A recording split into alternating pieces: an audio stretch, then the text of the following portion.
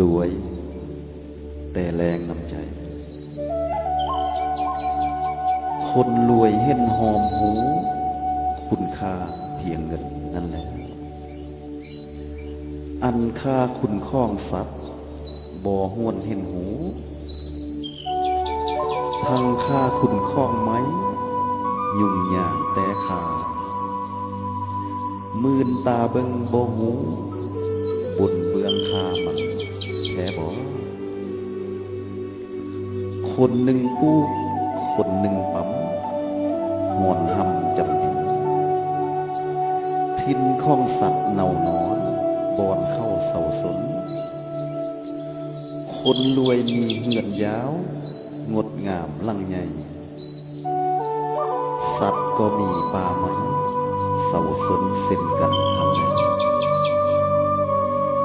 ตัดหอนดงดานกว้างพื้นป่าผงไผ่ไปเผ่าพ่านเหือนหังบอนสัตว์หลบหลีบอนที่มีสัตว์สนเสื้อสิงหลีงคาอีกทั้งมวลหมู่สางหมู่เม่นกระต่ายแหลนนั่นเนาะทำลายป่ายังบ่แล้วตามจองเวียนกับอีกหรือยังติดตามเผ่าพ่านลาสัตว์กัดเนื้อเสื้อลายตกเป็นเป้า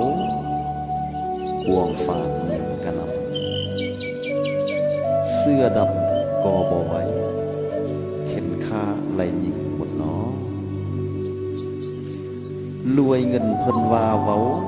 ทุกสิ่งมีหมดมีรถมีเงินสามเครื่องกินสินใสทุกสิ่งอำนวยให้สุขสันต์เหลือลาแต่ว่าใจเจ้าห้างตำสาแสนหายกว่าสัตว์อีกเนาะ